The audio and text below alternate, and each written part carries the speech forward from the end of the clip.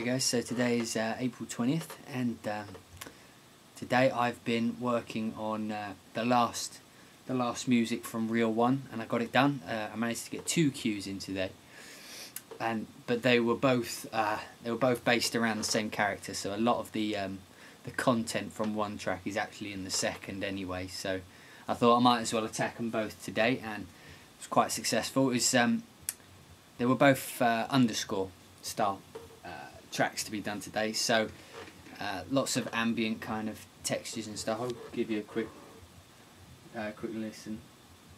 Here we go.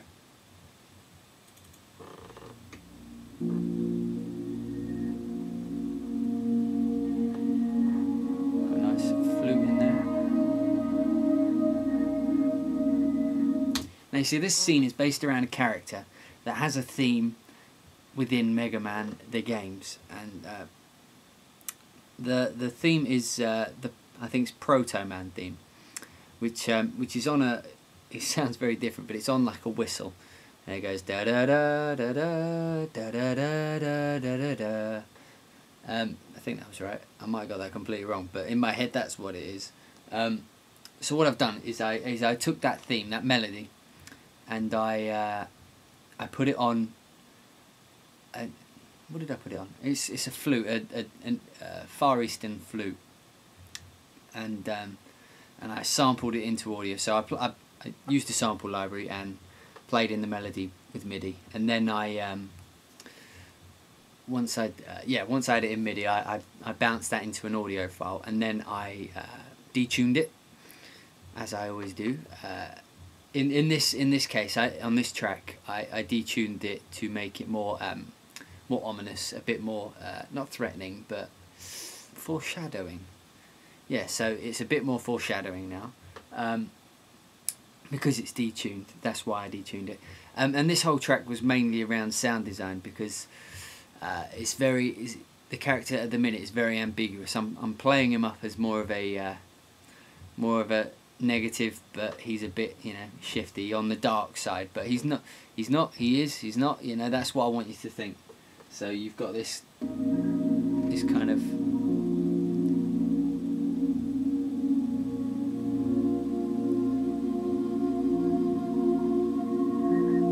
and it carries on like that. It's just very underscoring, which is cool. And then on the other track, I had because the character's becoming a bit more kind of, he's kind of coming more out of the shadows. So his character, like this mystery about him, is becoming a bit more clear as it goes through. So what I did is I undetuned, I retuned, I de-detuned it back up to what it was. So you get it's more of a whistle theme.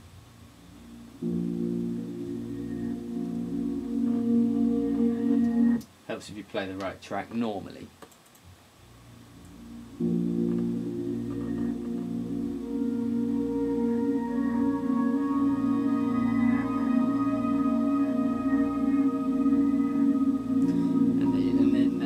I mean, the part of this theme that will give it away, to give away what theme it is this little part here.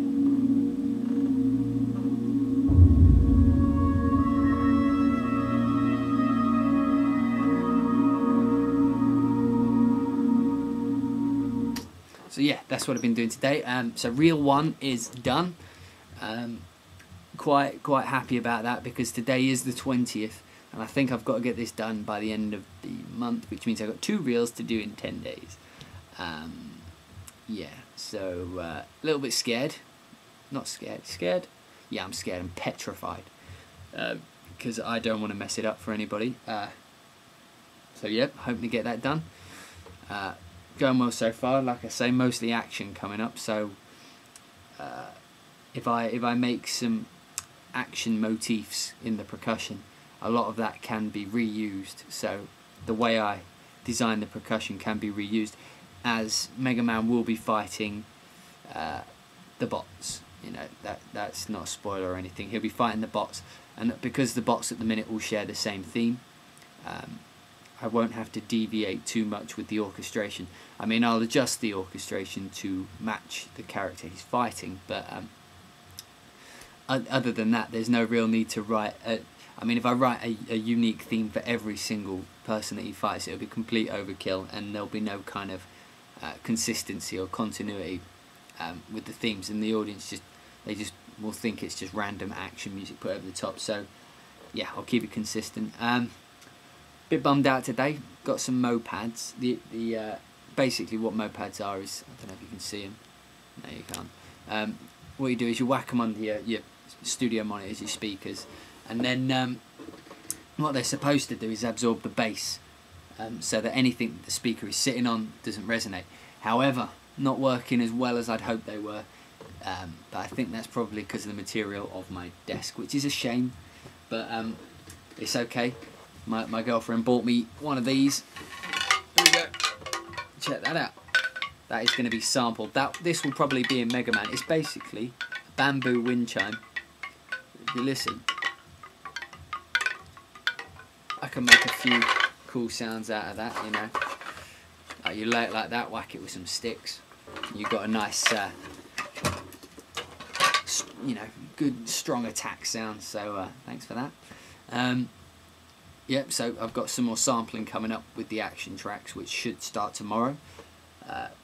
So I'll be doing more original sampling, preferably. I'm trying to get hold of some more percussion, you know, smaller percussion that I can play really fast, just to add that drive to the tracks, which is good. So it's all going relatively well. Right. Someone asked me a good question yesterday, and I'll get to it today. His name is Maserati 3200. Talk to me. If you don't live in England and have never seen Phone Jacker, that would have made no sense to you. Look it up. Type Terry Tibbs on YouTube and type Maserati 3200. Talk to me. I've gone off on it. I apologise. Anyway, back to the question. He says, I've been struggling with dozens upon dozens of software glitches and a few system limitations for some time now, and that's not only hindered my workload ability, but seriously dampened my motivation and expression. I'm sure you've run into such things on occasion. How do you deal with them? How do you keep yourself pressing forward without the music hurting for it, especially when on deadlines? And then he goes on to say, I have the misfortune of working with Sonar, who apparently he is best friends with Windows style crashes, but basically what keeps your personal workflow and motivations moving even when your systems aren't behaving, crashing or glitching out, otherwise making life composing miserable?